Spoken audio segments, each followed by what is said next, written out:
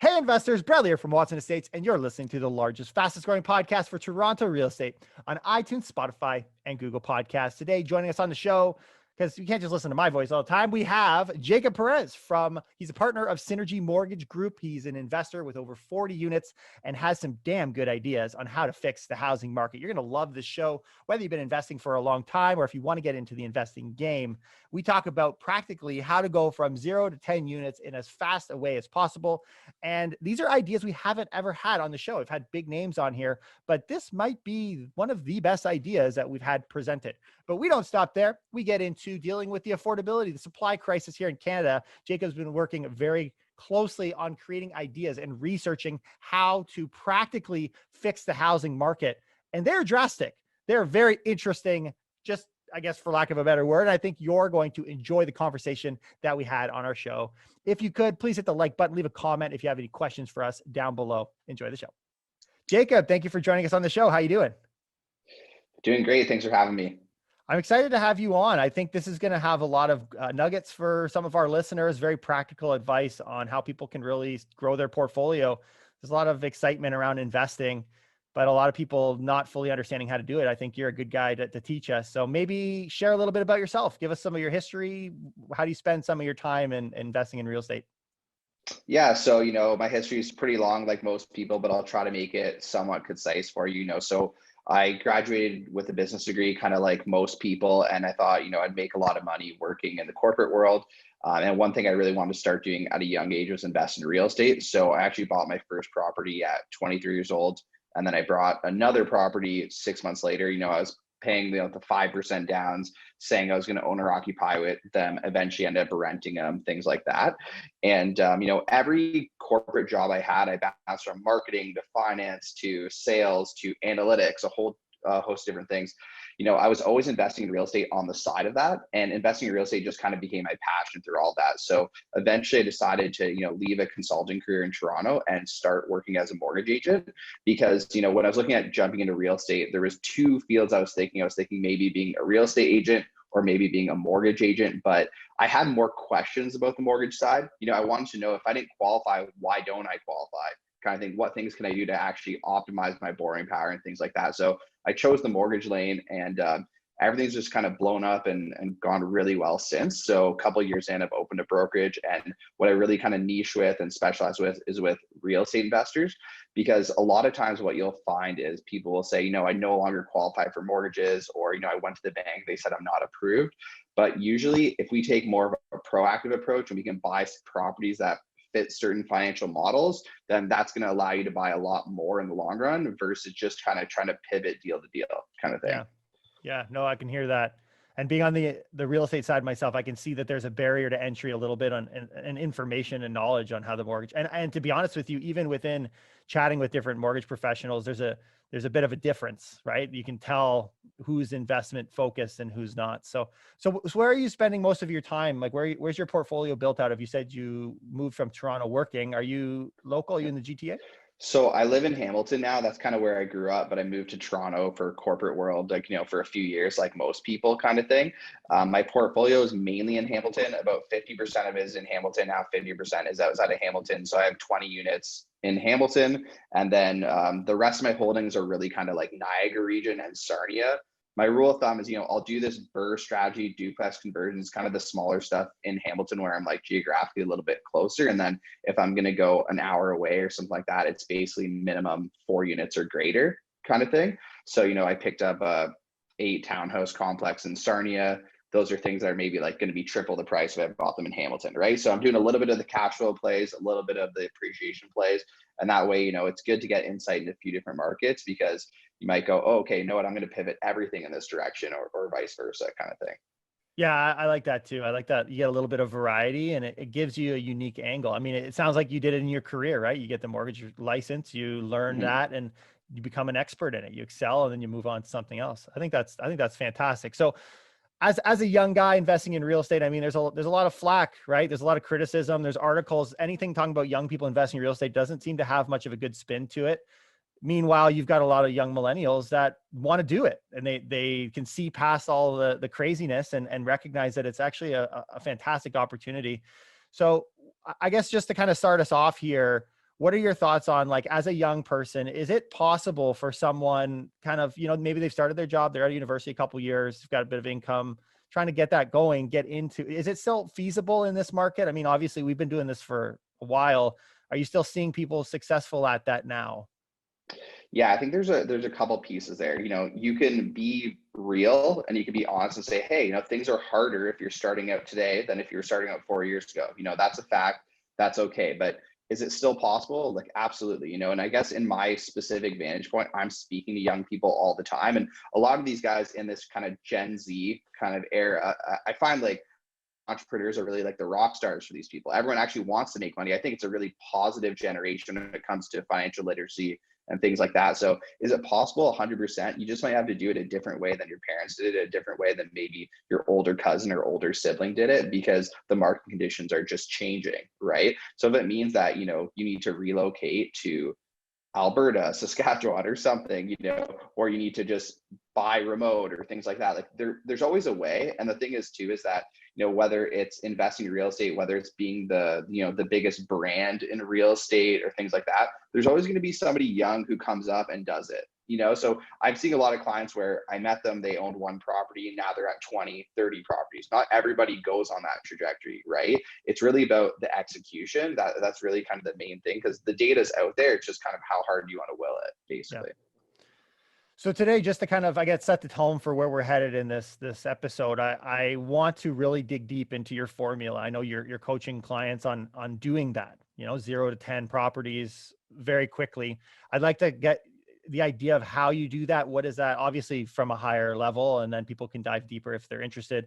But I'm also interested in talking about what are some, bringing it back home, maybe not necessarily running away, but what are some policies or regulations that can happen locally and in the country to deal with this, right? Because I want to be able to speak to both our starting out early investors, and I think it's good to get the basics back, but I also want to have a platform to educate and take people to the next level and recognize where there's opportunities. So maybe you can start off telling us a little bit about, like, so you're getting started, what are the steps, like, with, I guess, a bit of detail in each, what are the steps to go from 0 to 1 and then 1 to 10? How far down the line are we thinking when we first get started? Are we taking it little by little? But what's your philosophy on that? Well, I think the first step with real estate investing is really similar to the first step with any type of endeavor that you're trying to succeed with. And it's kind of finding a mentor, finding someone who's already doing what you're looking to do. And preferably if you can find somebody who came from a similar situation as you, right? So if you're 21 years old right now and you have a friend who's doing exactly what you want to do, and they're also 21 years old and they also started 6 months ago, that might be a good mentor for you, because they're really coming from your exact vantage point. Then you can go on the flip side, you can get a much more experienced mentor who can kind of give you some wisdom and tidbits. Like I had a client where he got a really good deal on a property, but then he found out, it was going to be $10,000 to fix some foundation issue, right? And somebody who has like 15 plus properties knows that $10,000 in the grand scheme of things in real estate investing is really kind of like a drop in the bucket, right? But for somebody new to the game who's really maybe putting their first $30,000 into a property or things like that, maybe they don't know that yet, right? So just things like that, I think finding a mentor is definitely your first step. The next step is just determining your borrowing power, right? So working with a mortgage agent, someone like myself, and saying, okay, what do I actually qualify for, right? Based on what you qualify for, that's when you're going to then pivot and choose a market that works for you, right? If your maximum qualification is $450,000, well, Hamilton, Ontario is not going to be a good investing market for you, but maybe Sarnia, Ontario is a really good market for you, right? So I think determining your borrowing power is a huge piece. And then the next step is learning the more sophisticated investment models, which comes down like the BRRRR strategy and things like that. And that's kind of what's going to help you scale, right? Getting to a property, getting the concept is one thing. The next thing is how do you actually scale it? And one thing that people have a lot of issues with is they want to know what's a good deal. And the thing that they don't like is that a good deal is a subjective thing, because what is good for me might not be good for another investor. If you're trying to live off of the cash flow, you probably need a higher cash flow margin than the tech executive who's just looking to move some of his money into a profitable investment, right? So there's some things that you have to determine on your own. But it starts with finding your borrowing power. Once you know that, choosing a market, and then getting into the deeper real estate strategies from there. So that pulls you into property number one. When you're going into number 2, 3, 4, I mean, I know you Mhm. did the house hacking thing and you moved there. So you can maybe replicate the first property to 2 or 3, but at some point there's a big jump. There's a big change that needs to happen. Obviously you're a little wiser and you've learned more, but what is it that that person has learned that's allowed them to get to 3, 4, and obviously include some of your insight on the mortgage side, right? I think that's the real secret. At least it is nowadays. Yeah, so this is the key to everything, right? So there's two main constraints people have. One of them is that they don't have enough capital, whether that's for down payment, renovation funds, things like that. The second is they don't have the borrowing power, right? So if you come to a mortgage agent and you're assessing your borrowing power and it's just simply not high enough, maybe you don't even qualify for a dollar because you just took a self-employed role or something like that. Well, that might be the first trigger that you have to fix. But let's say, you do qualify at a price range that you're looking to be. Here's kind of how you go from 1 to 3, 5, 6, 7, 8, 9, 10 properties. The first thing is learning the BRRRR strategy. So I'm sure if you've done a lot of episodes of the show, you've talked about this BRRRR strategy: buy, renovate, refinance, buy, renovate, refinance, rent. Yeah. And then, so you want to I don't learn, know you how want to many learn there the, are. The R number of R's change. yeah, it keeps growing, I think, right? But yeah, it's learning this BRRRR strategy. So for those of you who maybe don't know the strategy, it's really straightforward. It's just a strategy where you're targeting properties that you can renovate and then raise the value so high through renovations that when you then refinance that property, you not only get the cost of your renovations back, but you also are able to retain your original down payment. So you end up owning the property for free. So BRRRR strategy is a great way to make your capital go very far, because if all you have is enough money for one down payment, that one down payment can theoretically keep being recycled property to property. Now, the second piece of this, and this is what I teach a lot of my clients, is you want to focus on what's called zero impact properties. So properties that do not impact your borrowing power. Because if you buy a property at 500,000 and that's your maximum qualification, and then all of a sudden for your second purchase, you now only qualify for 300, that might just remove you from contention of buying a property completely, right? So there's specific rental metrics that you can hit with the properties that you buy where that property actually does not impact your borrowing power because the rental income is so high.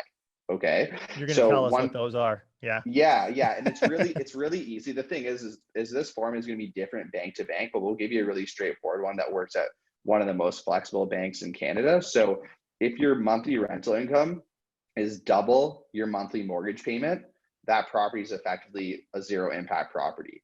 So you might qualify up to 800,000, but the properties that you're looking at in those price ranges, after you do the BRRRR strategy, after you refinance with a new mortgage payment, they might not meet that zero impact rule. So you might say, no, what, even though I qualify 800, I'm still going to choose the Sarnia market or the Windsor market, or, the Regina, Saskatchewan market, like wherever it is, right? And because I want to get in the markets where not only can I do these BRRRRs, but I also can get a zero impact property, which in turn is also a very heavy cash flow producer, right? Love it. So that's the formula we've been kind of teaching. We've had a lot of people who make $60,000 to $70,000 a year, single income, go from 8, 9, 10 properties with that program specifically, but they were doing it in the smaller markets. So one client who did it was in Fort Erie, Ontario. Another one was in Windsor. We see a couple others in Sarnia, Sudbury, some of these smaller markets, but that's essentially the formula right there. And that's what's going to allow you to really keep moving. Whereas, yeah, like we talked about earlier, a lot of people say, I no longer qualify. Well, that's because they weren't proactive in buying the properties that weren't going to impact them that way. Dude, I've had some really good guests on my show and nobody's told us that. I've heard that out there, but I love it because you're maintaining your down payment through the BRRRR, a clean BRRRR, and you're maintaining your ability to qualify. So you're protecting the two things that matter for you to duplicate and to grow. Now, do you find that changes for, like, let's say you're an individual, you've invested in Sarnia, but now I want to invest in a totally different area. I want to invest in Thunder Bay. I want to go really crazy. Does this formula still work, or do the lenders, as you scale, do they still want to see your portfolio within a reasonable distance of where you're located? They're usually okay with it, right? Sometimes lenders will just simply ask you the question, how are you managing this, right? Because their compliance department wants to know, is there a property management company? That can be two things. If there's a property management company, that can make a lender more comfortable with the deal. It can also flip it. They can say, okay, well, we need to build that into the expenses, right? So there's two ways of looking at it, but in terms of Canadian lending, usually you can buy kind of all over the country as long as you're with like a major bank or the A type lenders. It's usually when you're working with alternative style lenders, if you're somebody who's low credit or you're somebody who's maybe self-employed and doesn't claim a lot of money, those alternative lenders have tougher risk profiles in the smaller markets. So what you just might find is that if you're looking to do a rental property in one of those Thunder Bays or things like that, they just might actually ask for a larger down payment to adjust their risk profile. So you might not be doing a 20% down, it might be a 25 or a 30% down kind of thing, right? But in terms of the major banks, you're pretty much good to pivot markets if that's where the market takes you. I mean, the $1 million question right now is being someone in the GTA. I don't see deals that fit that criteria, getting the rent to rent double your mortgage payment. That was what you said. Mm-hmm. Yeah. Where do those exist and where? Like, how far do you need to go? You're smiling like, yeah, it's very easy. 100%, right? Especially Yeah. with the cost of borrowing being so cheap right now, Yeah. right? So like, I'll just pull a payment up right now on my cell phone just to give some context, right? So let's say you have a mortgage of $400,000. So with 20% down, that'd be about a $500,000 purchase price, right? So your mortgage payment on that monthly is going to be roughly around $1,450 a month. Okay, so you have 400. So there's a lot of markets out there where you can buy a property at $500,000 where it makes $3,000 a month in rental income, right? Like you can probably find a triplex in a Sudbury or a triplex in a Sarnia or something like that, where you can get 3 units rented on average around $3,000 a unit at that $500,000 purchase price. Yeah. So that would be an example, right? Now, if interest rates rise and things like that over time, right, this zero impact formula might start to get harder to reach, right? And as the price points raise in those markets, they're harder to reach. But, just being somebody who has more time in the game, right? Like in my city right now, Hamilton, for example, the last time I did duplex conversion, which is maybe like within a year, the main floor units were renting at $1,800 a month. They're now renting at $2,300 to $2,500 a month, right? So these rental incomes are getting jacked up as well. So yeah, is there an opportunity to do this? For sure. And then the other thing too is sometimes you might find that it doesn't meet that threshold, but with a couple of years and maybe a tenant turnover, all of a sudden it does, right? So your borrowing power is then right back again. Yeah, for me, up until, having this chat with you, it's very much been, you don't qualify. Well, your next hop is go 5+ units or gets into the commercial lending space. Mm-hmm. What I like about what you're describing is you've got this really sweet middle ground that as long as you're kind of playing in that window, you got the cash flow coming in with enough units. You can get the benefit of the lower rates on the residential side. I think that's fantastic. Love it. Love it. So what are some mistakes that you've seen folks falling into, hopefully not under your watch, but maybe some pitfalls people have had that you're kind of cautious of as they're walking through those steps? Yeah, there's a lot of mistakes people make. I think the number one biggest mistake that so many people are making is the analysis paralysis, right? When I talk to so many people on the phone, especially, I actually think it's the people who are more educated and higher up in their careers who make much more mistakes than the young guys just trying to learn, because the young guys have a few questions. They don't think about all the other things that can go wrong, right? Whereas some of these people who are a lot more educated, used to being really, really deep on different topics that they work with kind of from a corporate perspective, they want to kind of build the whole system that can go to 100 properties before they've even bought one. But the reality with real estate investing is like the market conditions are going to change. The bank's lending criteria can change. Government regulation can change. So much can change. So you really have to just get to the next, and just understand you're going to be pivoting throughout, right? The other kind of thing that I think big mistake a lot of people make, and this is kind of a weird one, but there's almost like an obsession, a psychological thing in this country, a pride that comes with paying off your primary residence. And a lot of people put too much focus on paying off their primary residence, where they get themselves in these aggressive payment structures. So they have their primary residence on, a 20-year amortization or a 25. They've also increased their mortgage payment to pay it down faster, and they're on like a biweekly payment schedule, right?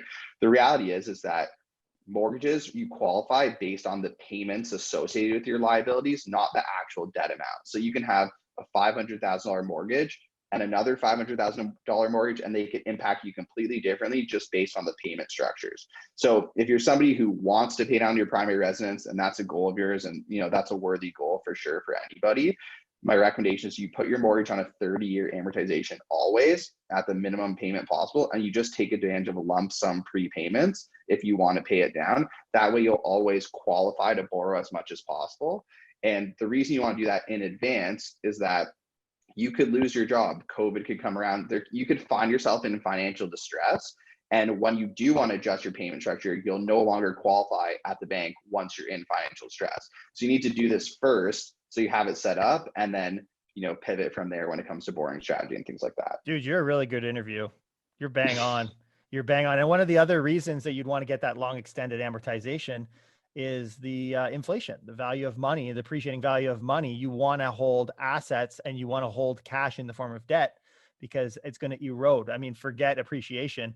The debt, the value, the time value of money alone is a reason to hold. And I think that that's just a big difference between generations. But I do believe that the Gen Zs you're talking about are a lot better at being okay with changing and going in a different model, because we've seen in different industries, different models work, sometimes way better. And in this case, I would agree, it works way, way better. So let's pivot a little bit here. Let's start talking, I guess in the nature of talking about inflation, let's talk a little bit about regulation and what are some opportunities. Maybe we don't want to all run away, maybe just from an affordability standpoint. I love talking about this. So when I heard that you're researching it and coming up with reports on this yourself, I'm curious, what are some of your thoughts? What are some things the GTA or Ontario or federal, whatever level, that can be applied that would save us? What is that lifeline? What could that look like? Yeah, so I think because I did a master's degree in analytics, right? And one thing about getting really deep on data is you learn a lot of kind of common issues we run into. So a lot of times you'll be having debates about the housing market, affordability, things like that. But what you'll find is that sometimes you're not even talking about the same thing. So it's really important to kind of define the metrics first before you even get into discussion about it, right? Yeah. So when it comes to this Canadian housing market and things like that, I think there's a few things. One is there's a clear lack of supply, right, which is driving prices up, right? There's a lack of supply of rental units also. It's driving the price of rental units up as well, right? And then there's just a general challenge with affordability and getting into the market, right? So I have a lot of policies I'm kind of putting together an article on that I think could really, really help. Here's one kind of outside the box thinking strategy that I think would be a nice little boost. So I've heard about analogy a lot of times about, a marathon, right? So if you run a marathon, you have to run at a pace. But if you're trying to win the marathon, you have to sprint out at the beginning, pass everybody, and then set your pace, right? So right now, the housing market is so far gone in Canada when it comes to supply. And we really can't come up with taxes or tax our way to increase housing supply. So one thing I think they definitely need to try is maybe a 1-year window where there's a complete exemption on capital gains tax. So all these people who are no, seriously, because all these investors are hanging on to properties, they're just refinancing them because if they sell it, they can't even get access to as much money. So if you gave a 1-year window where we can just sell all these properties without a capital gains tax, you would see floods coming on the market and inventory would actually maybe be reasonable for a short period That's of time. kind of genius. I think that might have happened. I don't know if it was in Canadian history. There's something called V-Day. I remember hearing about this, where as of that day, capital gains are set back to zero. You're taking it a step further and saying there's a window where you have to have the thing sold. That could go really horrible, but that could work. Well, I mean, what we'd see is a lot of inventory would come on the market. That would definitely be something. And, they're talking about taxing people who keep their properties vacant, right? Well, maybe a lot of those people would just get rid of the properties altogether if that was the case, right? Yeah. So I think that's one thing I think would be good, just to kind of flood the market with some inventory. Even if it was at the municipal level, it didn't have to be federal or by region or. Yeah, I've never heard that idea. You can pilot it. Yeah, you can pilot in a region. There's a lot of things you can do. You want me to keep rolling with more of these suggestions? If you got another one half as good as that, you got to give us another. Yeah. Okay, cool. I got a bunch I think that are pretty good, right? Yeah. So for example, the Liberal government put out or proposed a policy a little while ago. It was on every major news network. They pledged $1 billion to create 3,000 affordable housing units in Canada. Okay. So anybody like me, I don't think about the billion, I think about how many is it creating, right? So for 3,000 units at $1 billion, it's over $300,000 per affordable unit created. So for me, that's a huge waste of money. Okay. So one thing that we can do is there's clearly a huge desire for secondary units right? People are building secondary units in their houses for affordability, to improve the value of their house, all that kind of stuff. So I think instead of putting $1 billion towards 3,000 units, we should pay an incentive of $20,000 for anybody who creates a legal secondary unit in their home and agrees to rent it at an affordable price for 1 year. Ooh, but So that's the basically, kicker. Oh, for 1 year. Oh, you're saving yourself there a yeah. little. Yeah, So those basically, CMHC regulated rent rates are just ridiculous. That's the problem. yeah. Yeah. But if Well, you it's set a just, new standard for that, then potentially, or if you limit them for only a year. See, there's a lot of cities I've seen do that, but what they're doing is they're taking units and they want you to legalize or register the units. But I haven't seen any programs recently where they are incentivizing you to actually create the units. They're just trying to protect what is currently there. So, well, and you think about it too, right? Like renovation, construction costs are going up. So that $20,000 of relief is actually like yeah, really beneficial to somebody, yeah. right? And if you go as an investment standpoint, you go, okay, well, I'm going to rent this $300 or $400 under market rent so that it's affordable, but I'm getting the $20,000. So the opportunity cost is there as well, kind of thing. Yeah, when So it you might, math it out with the programs that are currently there, it's just simply not worth it. You end up being locked up by government and some of the strongholds they have on the, like minimums on rent that you have to, or maximums you can charge on rent. When you do the math, you realize those programs are more of a political show than actually addressing the issue. So if it was structured correctly, what you're saying would be miles ahead than what they're currently doing for sure. yeah, so that's one. I got a few other funny ones, some that are pretty good. Here's like a really one that I really think needs to happen. This is just keeping up with the market. So I think right now what we're seeing a lot of people do is that there's a lot of interest just towards buying rental properties. People want to be a bit flexible with where they live. They don't necessarily want to commit to buying this expensive condo in Toronto or something like that. They actually feel like buying a duplex in a smaller market is actually a safer move for their money, right? The challenge is that if you make $100,000 a year and you have no debt and a minimum down payment, your max qualification is $500,000. Okay. The average sale price in Canada is like over 700. And then not to mention, if you go in Toronto or Vancouver, it's probably much higher than that. Right. So you have all these people who are graduate university, have been kind of conservative and smart with their debt positions, who make a lot of money, but they can't even get into the base level of the market they live in. Right. So policy would be a one-time. This is the CMHC because of the stress test that you're finding is the biggest hurdle for them? Well, yeah. I mean, if you're single income, right, it's pretty hard to qualify for 800,000 or So the something like that. qualification barrier, all of these things combined is just too Yeah, much for that. Yeah. it's hard for people to get into the markets, right? Or they could get in if they, if they saved up 20%, then they can get into one of these smaller markets of the rental, right? That's another challenge as well with the rent prices, to save up 20 and all that, right? So the main thing is a first-time home buyer would have the incentive, or sorry, first-time investor could buy an investment property with 5% down. That would be a policy I'd suggest, because that way you get someone in Toronto and they could buy a rental property in Halifax, in Saskatchewan, somewhere where it's actually affordable for them, and they could actually start building equity in the market. Whereas to do that, you would need 20% to do that normally, right? I guess the question is do we want investors? I tend to think that the policies are going to go the other way, to be honest. If the demand for rentals is what we're looking for, then what you described will work. But I think a big issue is you do have investors competing. Now, first investors aren't nearly as aggressive as large multinationals, but I don't know if there's an appetite for that. I really don't.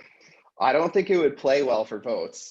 I don't think a lot of things that would be good for the country would play well for votes, right? So that's the challenge, right? Because you have, a small percentage of people who are funding the majority of the tax dollars, but that small percentage of people only reflects a small percentage of the vote of what we do with those tax dollars, right? So unfortunately, like what will play in the government will not necessarily be what's good for the country, right? But that was just an idea I had where I said, hey, like, if I want to get into the market with a 5% down, the problem is if you just don't qualify, your 5% down is irrelevant, because you need to put 20% down if it's a rental, right? So that's just kind of the challenge for some people. That's one. And then do I have another one? You got one more, and then we're going to leave a bit of an open end and people can reach out to you to find out more.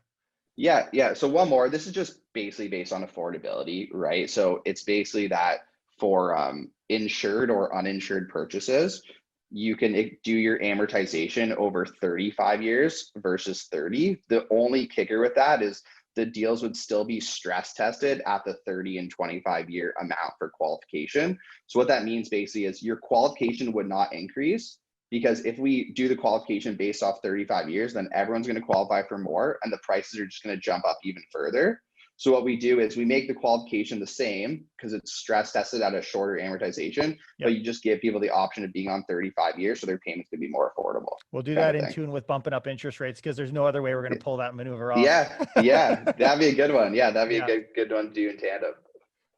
Man, I really appreciate this. This has been a really good interview. Jacob, tell our friends here where they can find you, and on social media. I know you've had a lot of other good interviews as well. Where are people best to locate you in Synergy? Best place to find me for sure is on Instagram at Jacob Perez 10. I have a booking button right in my profile there. So if you want to book a call to talk about mortgages, you want to book a call to talk about investing, even if you're a new mortgage agent and you're looking to kind of get your career going, you can book a coaching call as well. So please hit me up there. Our website for our brokerage is synergymortgagegroup.com. And yeah, check out any other podcasts that I've been on, but looking forward to this one coming out and connecting with all the listeners here. As am I. And guys, if you've really enjoyed the show, please hit the like button. Leave us a comment if you have a question for myself or Jacob. And really, man, if I could have every interview be like this, then we would just blast off. This is it. This is the dream right here, guys. So anyways, Jacob, really appreciate the time. And everybody else that's listening, thank you for joining us. Thank you.